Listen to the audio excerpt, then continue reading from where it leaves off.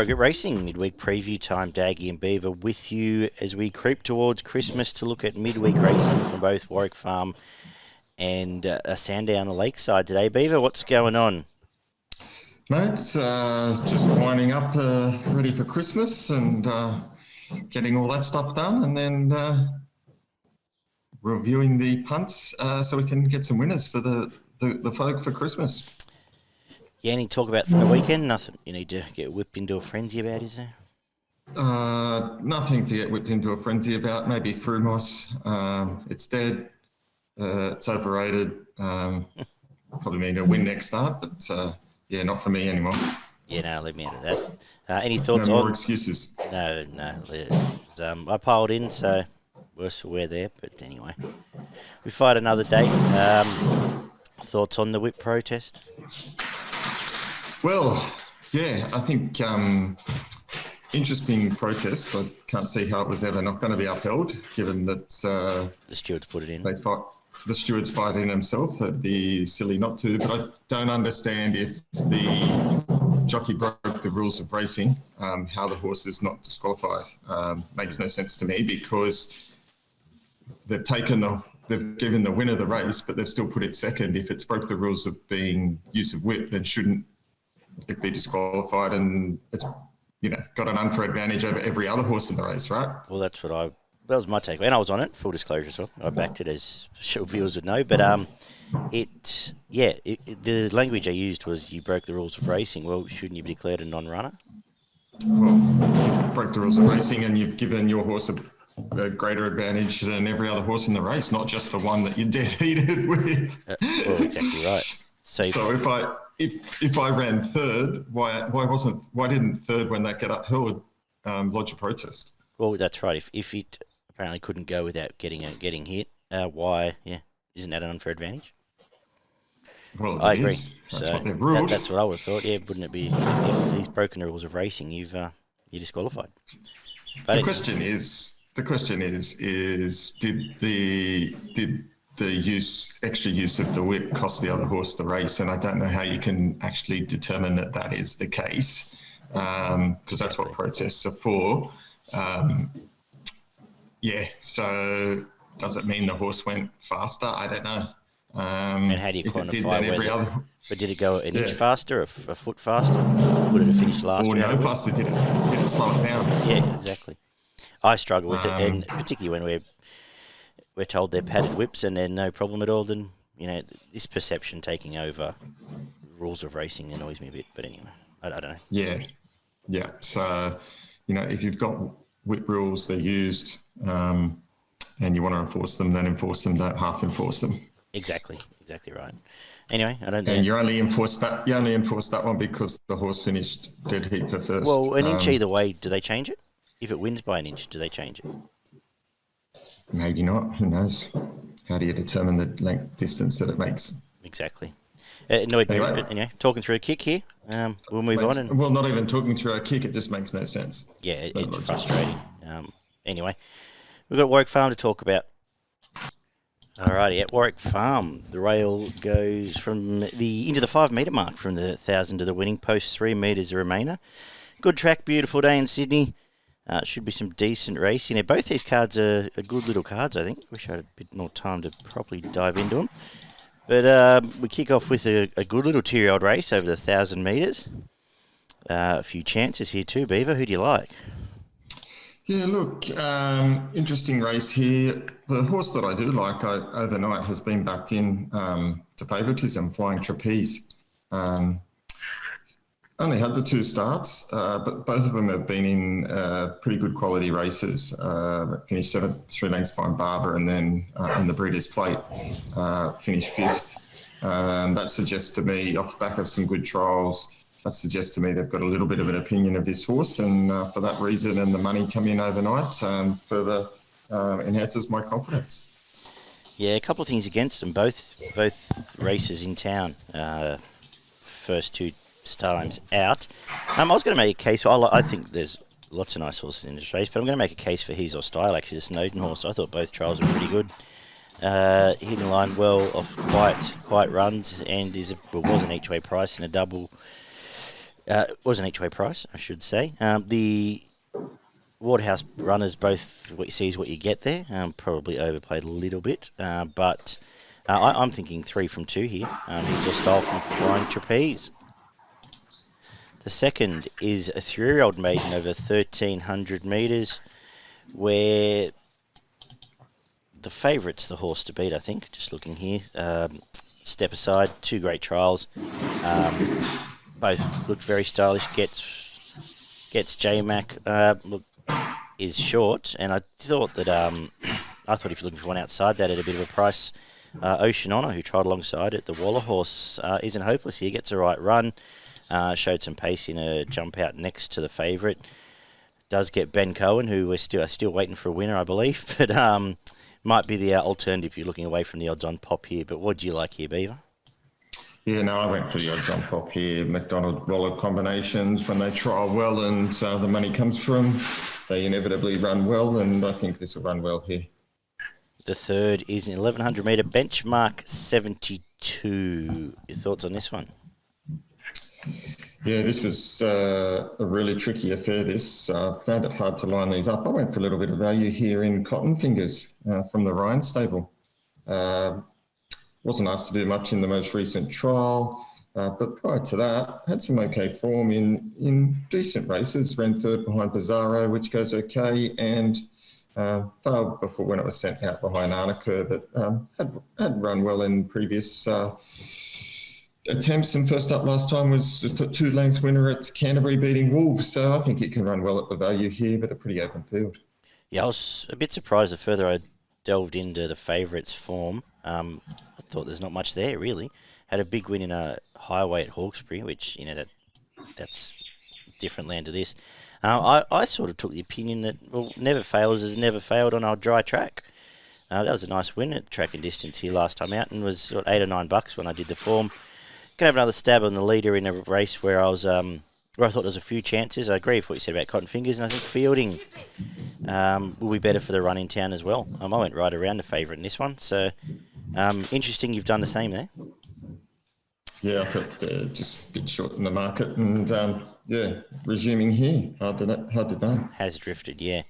Race 4 is a 2,200 metre benchmark 64. What are your thoughts on the staying race? Oh, look, this was a very ordinary affair. Found it hard to line these up. I probably just went for the McDonald Waller stable just purely out of not being able to find anything else, and that there's been some money for it. It wasn't a bad run last start. This horse is hard to catch, but probably gets the right race here to finally break through. And if it doesn't break through today, it may never. I thought the same. I couldn't find any opposition. So I've got Villadin on top. James McDonald again. Hard to beat. I can't bring myself to talk about too many others. Vincenzo's going okay, I suppose, but what's that mean from Wyong? Race 5, in fact, is a mile benchmark 72, where I'm keen to stick with the favourite, Duke of Buckingham. Has put back-to-back wins here, 3 wins here, beat the other key rival again. That was pretty much on all honours, I thought. Gets the same run. Will run well again. Am I wrong? No, I think those two have it between themselves again. It gets a slight change in the weight pool here, sort of brings them closer together, 2 kilo turnaround, I think. But it looks as though the 4 will lead and Duke of Buckingham will sit on its back again, assuming it gets the right run and out at the right time. They're going to fight it out. Probably the Duke of Buckingham just to get the better of it again. Beautiful. Race 6, 1,100 metre benchmark 72. Again, I'm going to take on the favourite. We've learned the hard way the last few years. These ones off big breaks, they don't tend to jump straight out and into the winner's stall. They, especially gate 1. So I'm going around it. I'm going to go with Tashi, who I think's come back quite well. Both runs to date have been pretty good. Each way price, drawn for a nice blending run here, and I think it's a talented horse. I think third up now, time to strike for Tashi at around the $6 or $7 there. And I wanted to be keener on Juniquira, but wasn't quite blown away by the trials. They're okay, made ground under riding, but Going to play 10 from 13 here, Beaver. Yeah, no, I'm going to go for the favourite. I really like the trials of this horse. The long break is a concern, but when it was in those races, it was well in the market in the Group 2 race at Randwick, where it failed and got spelled after that. But the 2 trials have been nice. First one against King of Sparta, and then even better of Fazani. I think it's right now, and if it is, it'll be way too good for these. Even if it's at 85, 90% of its best. No, that's cool. Was there an injury or something? I'm just looking now. No, just spelled. Okay. Race 7. We wrap up the day with 1,300 metre benchmark 72. We're going to wrap up the day with my best on the card in Gundy Star. Nice resumption. Did what I wanted it to do. First up, that was win, and win well. Gets lead here. Scratchy's made this a much easier contest as well. And clearly the horse to beat here. Yeah, 100%. Comes in a couple of barriers with the main scratchings as well coming out. It was about $3.50 last night. It's into $2 now. $3.50, I really liked it. It was my best bet of the day. So I think take the $2 now, because I think you're probably going to get $1.75 at jump. Yeah. There's just lack of opposition now. I mean, you got Conrad I was Rosa. keen on it with Sunshine in Paris and Royal Merchant, and now they're both out. There's not much here. There's nothing here. Well, there it is. That's my best. Race 7, number 6, Gundy Bridge. And my value, I'm going to make a couple I like at odds. Race 3, number 7, Never Fails. Race 6, number 10, Tashi. What is your best in value? Yeah, my best bet comes up in the last race as well. Race 7, Gundy Bridge. And my value bet comes up in race 3, number 3, Cotton Fingers. Beautiful. Don't forget to check out Pro Group Racing. Plenty going on there. We'll have an article up. The Beaver will be looking at some winners for tomorrow as well. We'll have winners on Boxing Day. We'll have a show on Friday afternoon looking at the Christmas Eve racing this week. And we'll also look at Sandown right now, where the rail goes at the Lakeside track into the 3-metre position. Good track. Good little card. I haven't devoted as much time as I wanted to yet on it, but I will this morning. That said, lightly raced horses coming to town at Sandown have been a recipe for us in the last, year? So more of the same here. We kick off with a 1,500-metre maiden Beaver. What's got your interest in the first? Yeah, not a lot of interest here, to be honest. Pretty tricky affair. Probably, if you're looking at the race brigade, Oceanique, I thought it ran quite nicely last start behind Reinberg at this track. And then wasn't disgraced at Newcastle, so brought down for this. So of the race brigade, I think it's potentially the horse to beat and at reasonable odds. I agree. Chased Reinberg pretty well last time out. It was a horse, as viewers know, I have an opinion of. Freda made up nice ground in both its trials to date, and Shaquint had no luck at all first up. Runs well again, but Oceanique on top as well there. Race 2 looks like a cracking little race here. 1,200 metre maiden, a lot of trial and jump out stars in a good race. Nothing real on a stamp, but I'm going to, for the sake of a tip, put number 1 Always a Saint on top. I liked its trials to date. Was saved from last week for this against a stablemate last week, and I think can give you a side around an each way price here. But it's not alone. AWOL's jumped out well. There's a few other chances. Keen to see how this one pans out. Anything caught your eye? Yeah, nothing really caught my eye here. This is an open race, a lot of unraced brigade here, so I just let this one go through to the keeper. The third, a 1,600 metre benchmark 64. Anything taking your fancy here? I went away from the favourite. I thought there was 2 in this race, Abu Simbel and Harbour Master. I thought those 2 were the 2 to beat.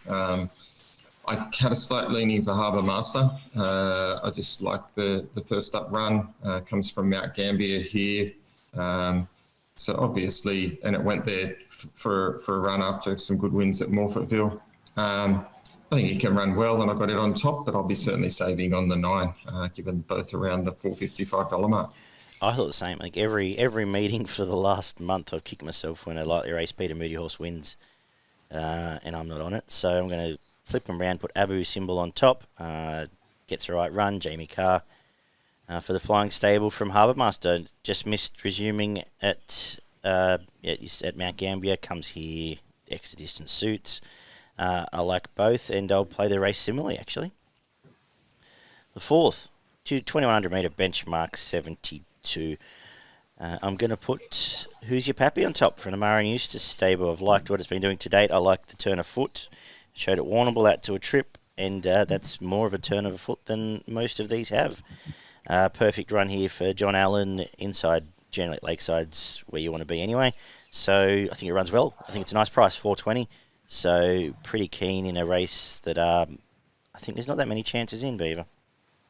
Yeah, I was the same. I didn't think there was a lot of chances here. I thought you've certainly identified one keen chance here. That would be the one I'd be saving on, but I'm going to go Tycoon Beck. Just thought it was a nice run here at Morfettville last start.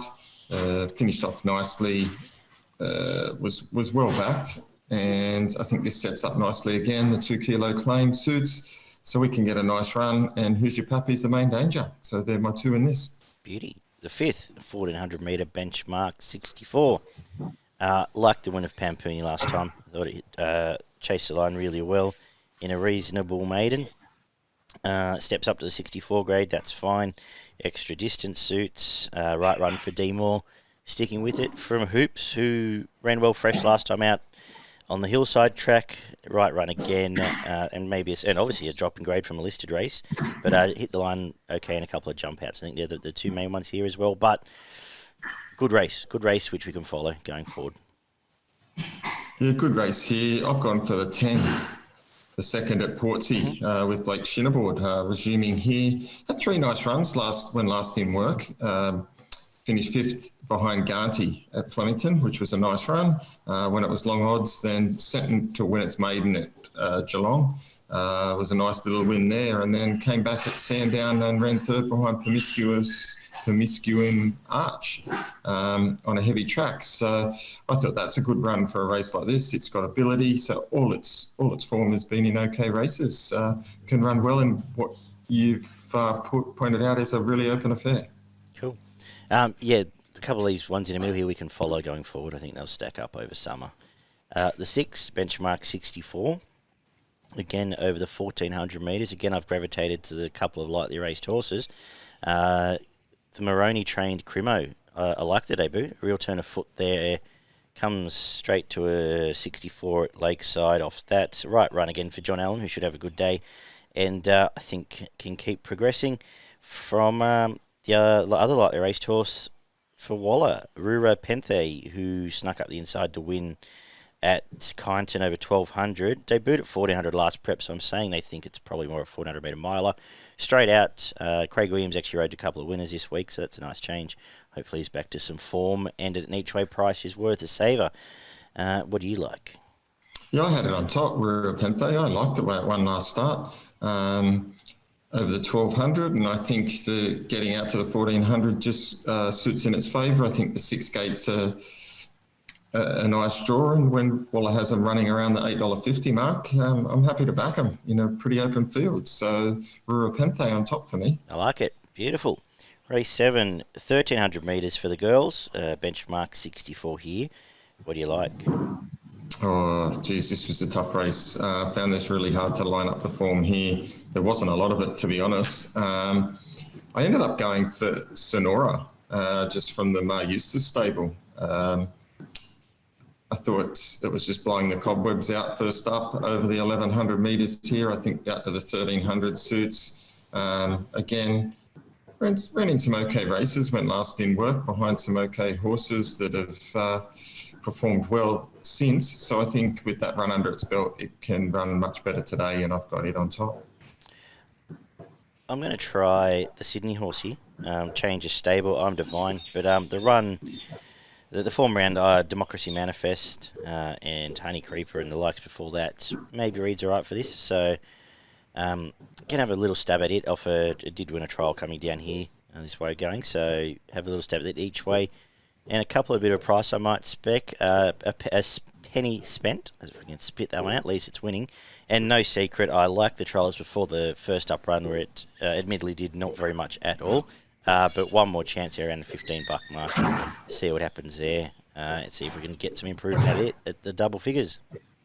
But a very tricky race. Race 12, maybe this is just as tricky. Benchmark 64 over the 1,200 metres. What's caught your eye? Yeah, another really tough race here to line up the form, which is pretty tricky. I landed with two and found it really hard to split them. Endlessly, the 17, and number 7, Tramontana. Had them both sort of equally favoured here. I've settled on Endlessly for the sake of a tip. I think it can run really well here and improve off its last start fourth at the Valley, which was run by a pretty decent horse. So I've got it on top. Just a second. Yeah, right, mate. Santa's arrived. Yeah, so to finish that off, I've got Endlessly on top and hardest to beat, Tramontana. Cool. I'm going to spec a couple down the bottom here as well. Pyro is a horse that had trialled really well in Sydney before it jumped out for the first time. Go do what you got to do, Beaver, if you need to go. He has. Pyro jumped out really well for the first time for the Hawks stable. Maybe slightly disappointing in the Reynoso race, but that was tough for class there. Has won a jump out well for the McAvoy team, coming back to town straight away. They haven't messed around, so I think we'll run well here from Birdies Galore, who comes back from listed grade behind Rosetta, where it was stuck wide there. More talented horse than that. Very honest horse that back to midweek grade can run well. Did some good stuff last prep. This has been ProGroupRacing.com.au's preview show of Sandown and Warwick Farm. Check out ProGroupRacing.com.au for all the stuff going there, especially over Christmas. Plenty of good racing going on. We'll be back Friday to discuss what's happening at, I believe, Randwick and Flemington. Until then, we will, Randwick in the Valley, in fact. Till then, talk soon, guys. Stay safe and enjoy the lead up to Christmas. Bye-bye.